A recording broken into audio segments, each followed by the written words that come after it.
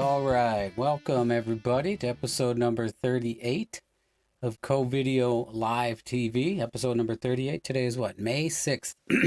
Can't believe so much time has passed by. 38 episodes and how much time already into May. We launched this on what? March something. But again, here we are. Hey, first one to comment. My guest you cannot hear yet, but I'll mention is Craig Lucero. Hi, Ronnie. Ron, actually. And, my wife, second in. Hello, Ron, and guest. She's watching as she's helping my daughter paint her room, something that I was doing yesterday. Paint stores are very busy, including the paint store a couple doors down from me, Pete, the very helpful guy at Faber Paint. All right, everything looks good. Want to make sure before we extract our first guest from the virtual green room. So everything looks good, except for one thing that I need to do, which is to do a quick temporal scan for the safety of my guests. 99. That's pretty much. If you were to average out where I've been throughout all these shows, it's pretty much 98 to 99. So I feel safe about bringing our first guest in. Let's give a nice Co-Video Live TV welcome to our first guest, Mr. Keith McGarrell. Hello, Keith.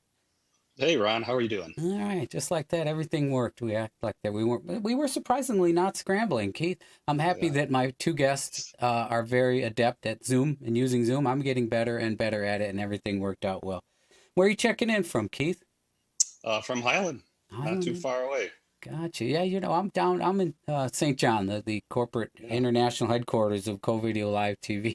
Oh, you're not at the remote location somewhere else. I That's am cool. I'm half bunkered down. It's a half buried room, so I Yeah, guess I don't know if I could. Blast reinforced would be a real stretch. yeah.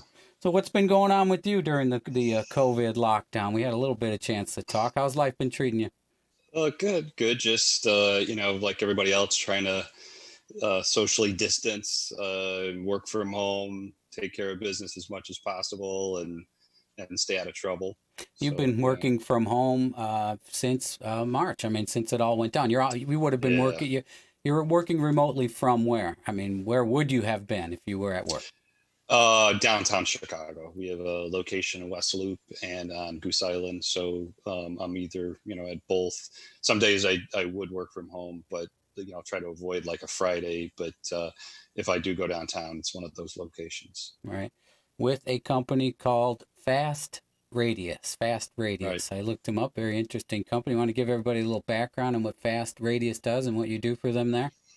Yeah, they're basically they are kind of a product development company, or we help companies with their product development. So we're very technology agnostic. So our forte is 3D printing, but I always tell customers, if you have anything plastic or metal that's custom, whether you need one piece, 10, 100,000, a million pieces.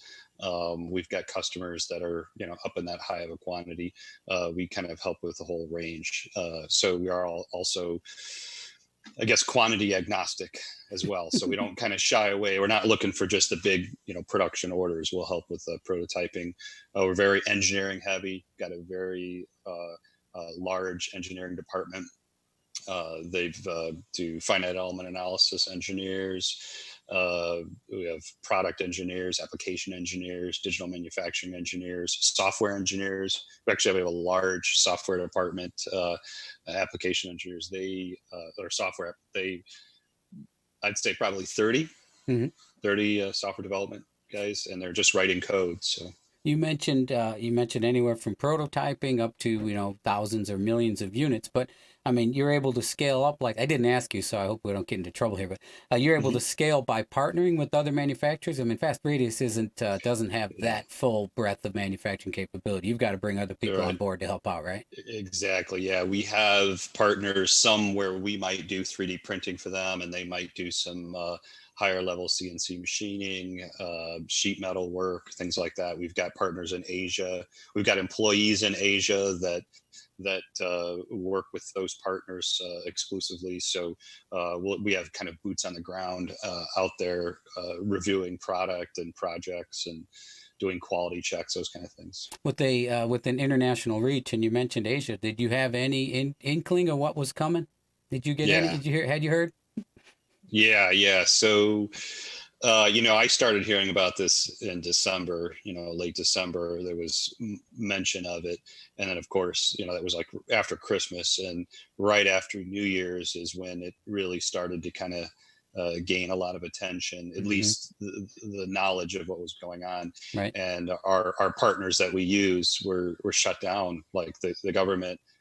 We think that we are shut down. They were shut down, very shut down. So one of the owners of the companies had told a story about, he had gone to they do injection molding. He'd gone there to get drawings, and one of the businesses next door was kind of running a skeleton crew on the sly there. They were putting out product when nobody was looking, and got the local governor caught them, shut them down, fined them a lot of money, and because they weren't supposed to be working. Right. They're trying to keep things moving. So they were shut down pretty hard. I don't know, when you say skeleton crew, why that just kind of scares me a little bit. Yeah, maybe it was the wrong choice of word. I guess. So the work that you guys do you've touched on some of the things I wanted to bring up. Involves 3D printing and prototyping, right. And so conveniently, or it just so happened that there was a need for a particular product that you guys could help contribute. Tell a little bit about that, how that worked out. COVID-19 related product that you guys worked on. Yeah, there actually 3 products. So the first one was a face mask. We all see the N95 masks that fit very well. We designed one that could be 3D printed, but we very quickly determined that that amount of printing, there's so much unused, untapped capacity at everybody's house. They have a child, a teen or a preteen that has a 3D printer, and they could just start printing these things. So we designed one, made it open source, put it out there for the public, and it was specifically designed to be 3D printed. So we did that first, and then we also 2 other projects that are ongoing. One is a emergency ventilator. That's it's not that I can't talk about it. I just don't know the details specifically, but I know it's with one of the local hospitals downtown Chicago, maybe Rush or something. And we had in University of Illinois. And so we had kind of developed an emergency ventilator that could be 3D printed, and they're using that. Wow. Hold on. All components. I didn't hear, but I don't remember you mentioned that one. All components of it, or some piece of it, the whole thing? Major components. Yeah, there's some parts of it, but it's something that you could plug in some air and be able to use it as it's not, the deluxe true ventilators machine. This is just an emergency one, but in a pinch with a air supply, it could work as a ventilator. So, and that was a concern some time ago. Early on, nobody knew what it was, and there were big talk of major ventilator shortages. But go on, you still have one more to name. Right, yeah, and then the face shield. So we quickly decided that is where we could be most effective. The goal was to be able to 3D print and ship 10,000 kits a day. And a kit basically is the halo and the band that goes around the back, as well as the shield and some replacement shields. So that's one kit. And so we wanted to get to 10,000 a day. I think we're getting there. We're somewhere between 5,000 and 7,000 a day, 3D printing, as well as the shields themselves are just PET, but PETG. But we're as fast as we can make them. They're gobbled up. Is it you're based out of Chicago? Are they mostly used locally, or are you getting international distribution, or what? Well, definitely nationally. We had kind of expected it to be somewhat local. We're partially owned by UPS, so we get fantastic rates and some fantastic service by UPS.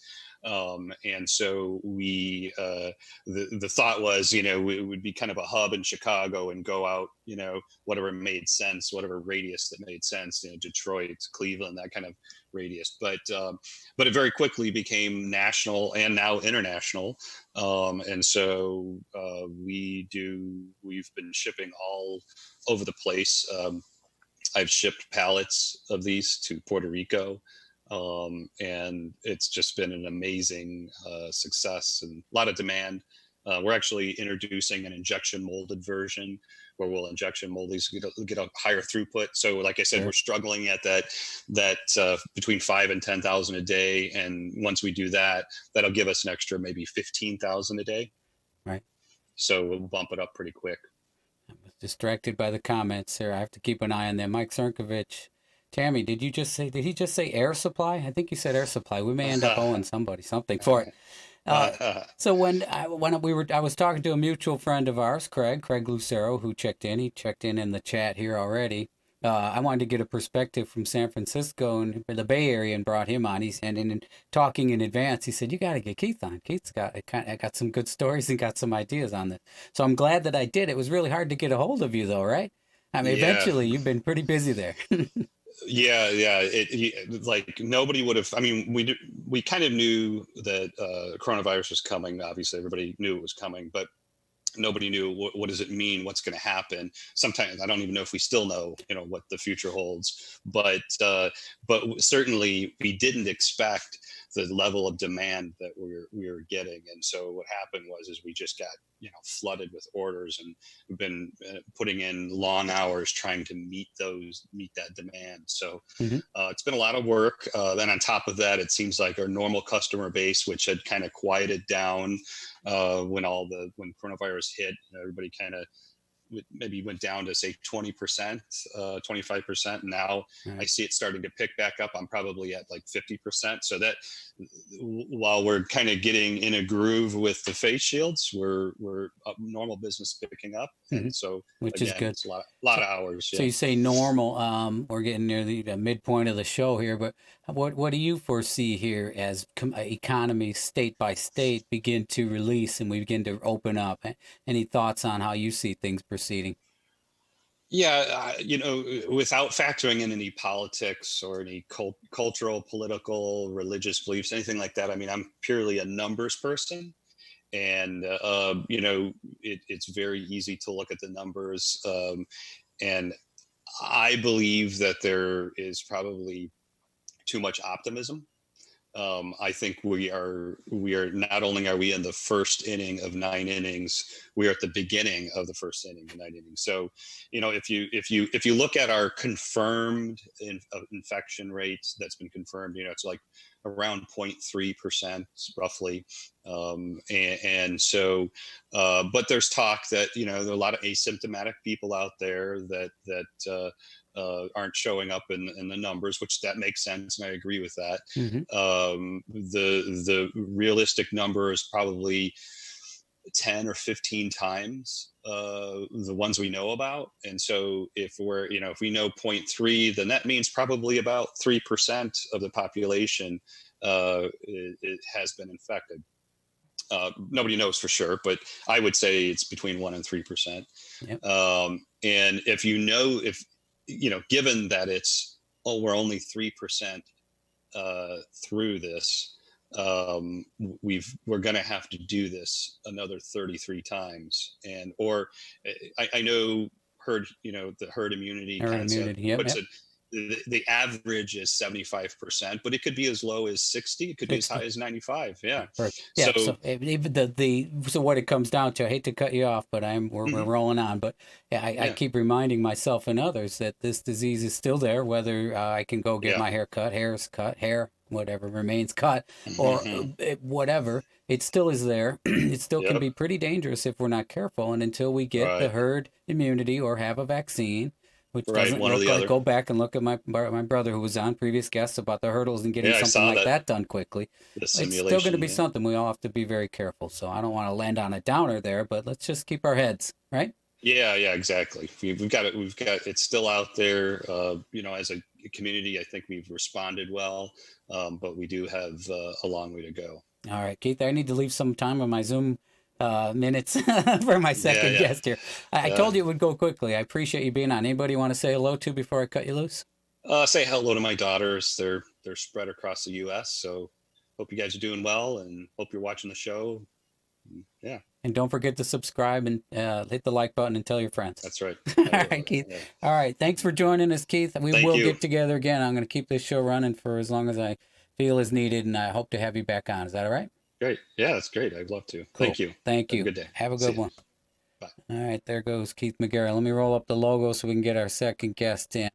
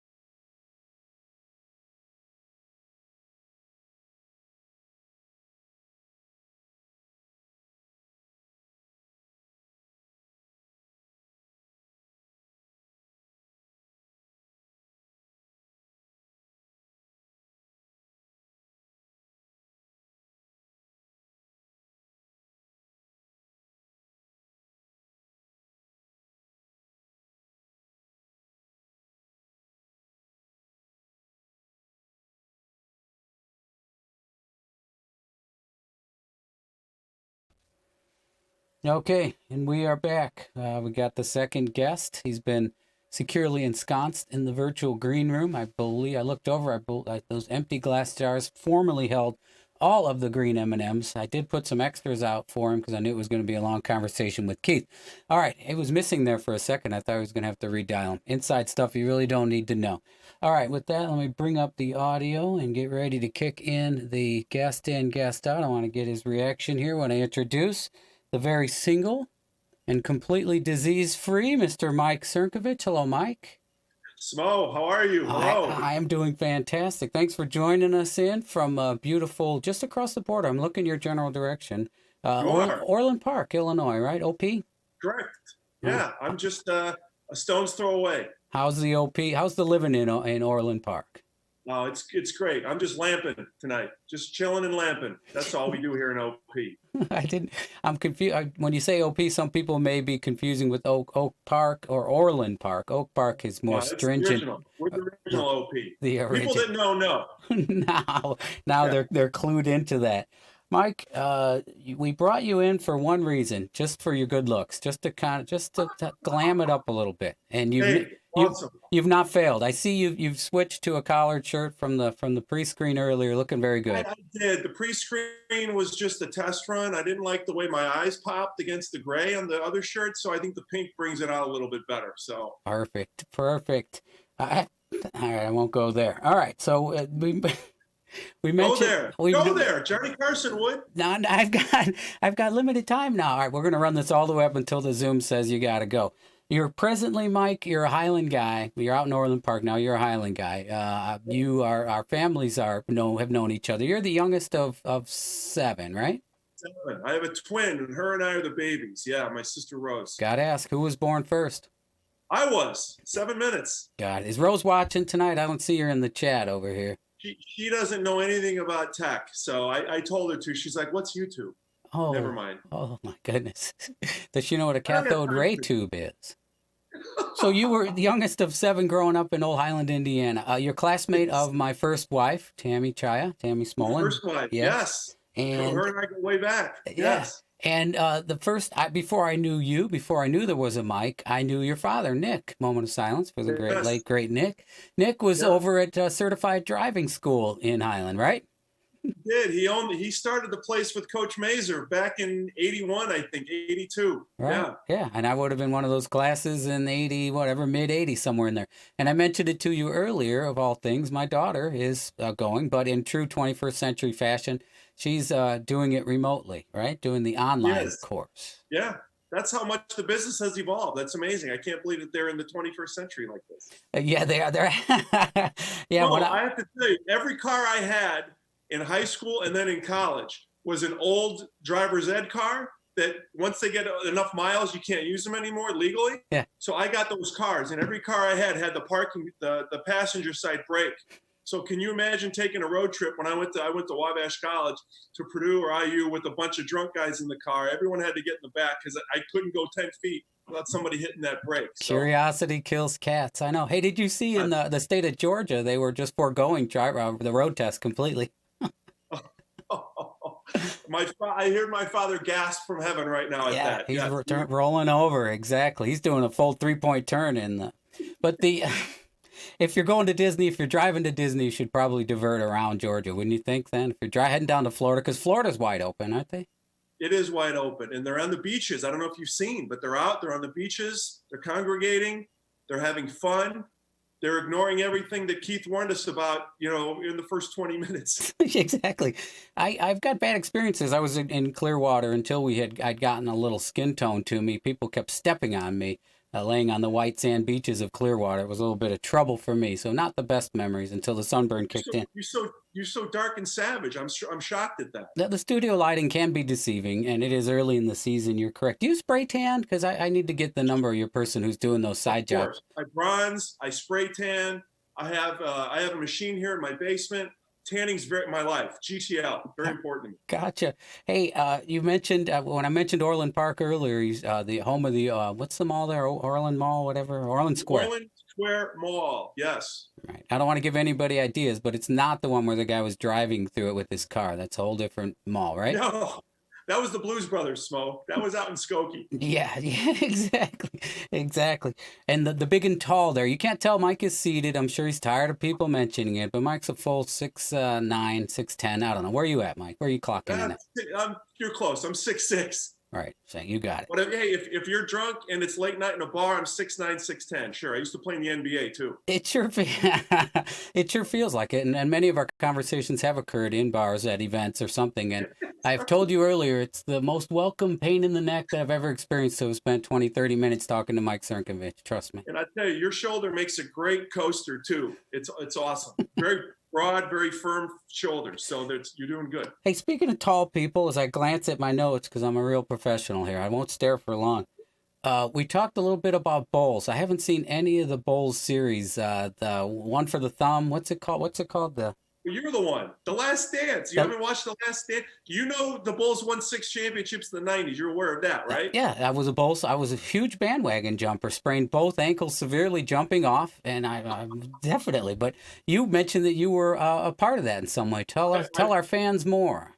I was, yeah. I mean, in addition to being a huge fan, like we all were, I actually worked for the Bulls in 1996. During the 72-10 season, they used to have a 3-on-3 tournament called Shoot the Bull on the lakefront. And I ran that tournament for a year. The year I was working prior to that for a sports marketing company in Dallas out of college. And then I lived in Switzerland, Geneva, Switzerland for a year with Nike in the NBA. Then I came back and I got the job with the Bulls. And it was amazing. I was at every home game. I went to all the playoff games, the away games for the playoffs. My family all got to go to the games. I have a picture of my brother Nick. The day he got out of the FBI Academy was the day the Bulls clinched on Father's Day. And I still had the picture. I just actually have it up here in my house. When he graduated, he came to the game and we enjoyed the game. And then the championship parade at Grant Park, the whole staff was on the back row as the players were seated in front of us. And I was in every shot that was on the USA Today, the Sun-Times, the Tribune. They just showed the rally at Grant Park last week, and I was with my daughters. And I said, "You guys got to watch this. This is that's me," and they were not impressed. Hey, the only thing that my daughter said was your hair looked better then than it does now. Oh, well, who doesn't with the COVID lockdown and no availability of stylists? But I'm surprised that they did not. The producers of the show did not get a hold of you to record anything, or did it just end up on the cutting room floor? Because you did not make it into the current series, did you? No, I did not. No. I mean, it was, again, the season really is about that last year. So I was there for that first championship of that second three-peat. So, but, a lot of it was mostly about that last year. And it's just an amazing documentary. It's riveting. I love Phil Jackson and his philosophies on basketball. I coached my daughter's 8th grade team at St. Michael here in Orland Park, as a matter of fact. And I incorporated aspects of the triangle offense. And to get 14-year-old girls to go from A to B to C to D was impossible. So but you were able to, the triangle offense was easy for you to comprehend as you just pulled up some side angle side as blue suede shoes had taught you, right?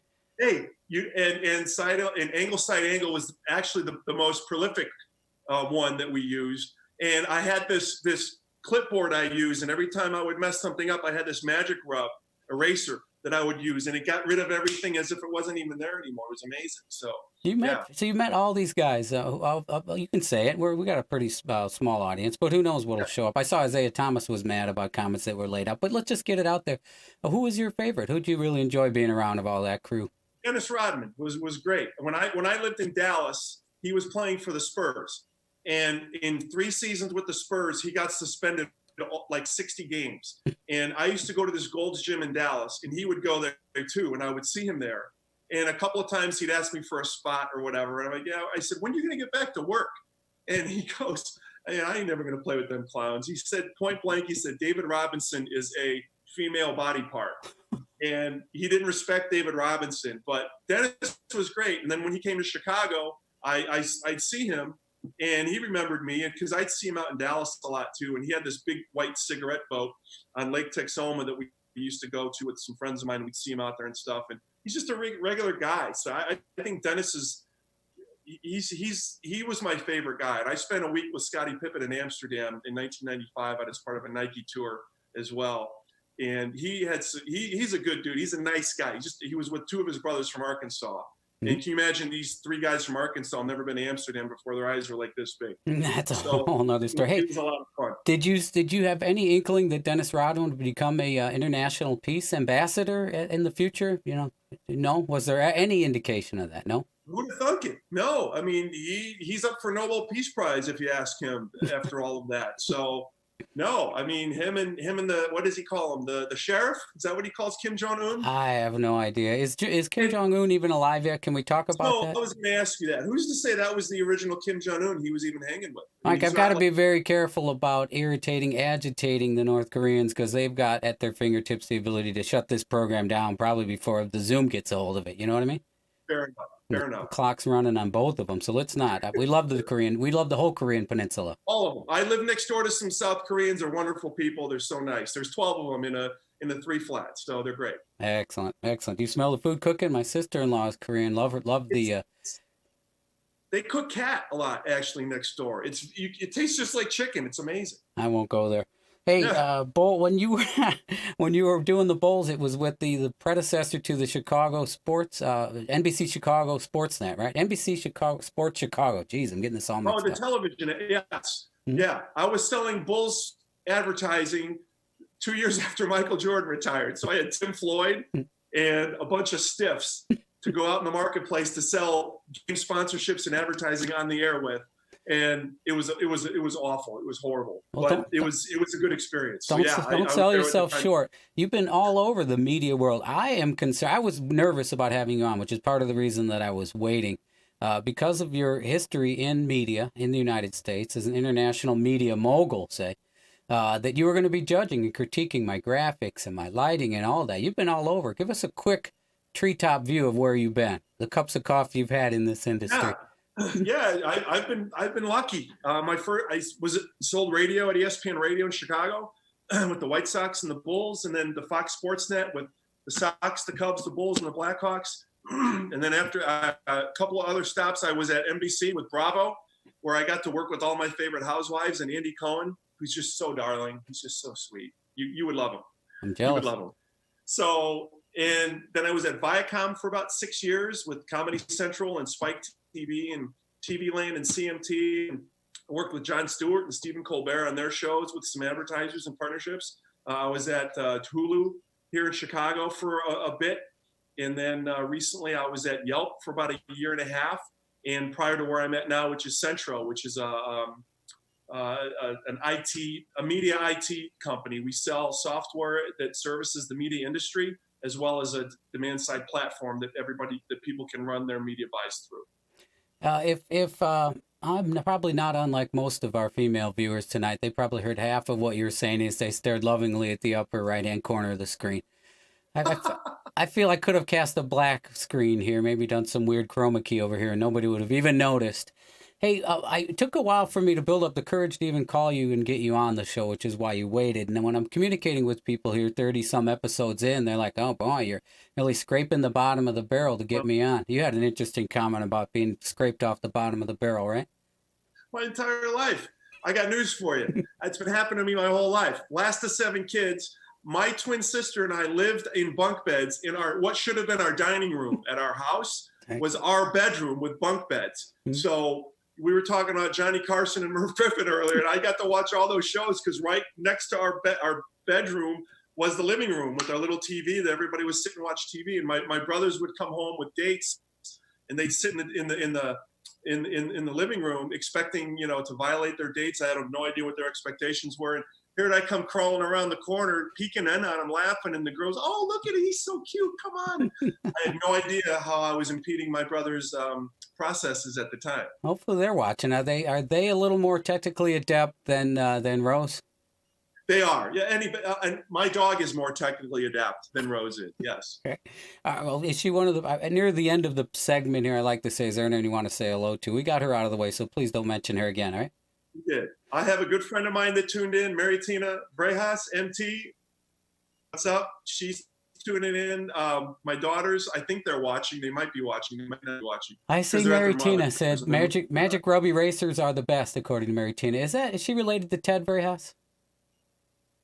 Uh-oh. He froze up a little bit there. I don't know what anyone else is seeing, but I see you holding a heavy smile there. Your jaws are gonna get. Ooh. Well, at any rate, I don't know if we lost him. I'm going to just chatter for a little bit and see if you come back into the show. I suppose, can you hear me, Mike? Are you with me still?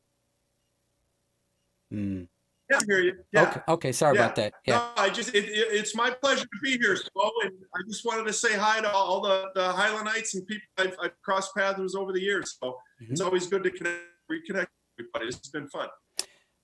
We had a great little chat that we had here, and I regret to inform you when you're watching it later. Yeah.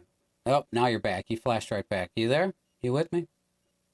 Yeah. Looks like your internet connection took a step down there for a short while. Your kids uploading TikTok videos or what?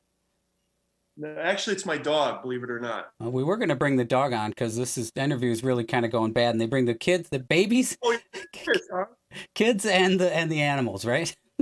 My kids aren't here. They're unfortunately they're at their mother's, so they're in jail right now. We are going to run this up to the less than 2 minutes that we have remaining on the free Zoom call and shift gears to a serious level. What do you think about what Mary? I was asking you during that confusion there. Mary says yes, she knows Ted. All right. What do you think about pulling out of this? What we're doing as a country to get out of this and the steps that we're taking? Are we ahead of ourselves? What's your gut telling you?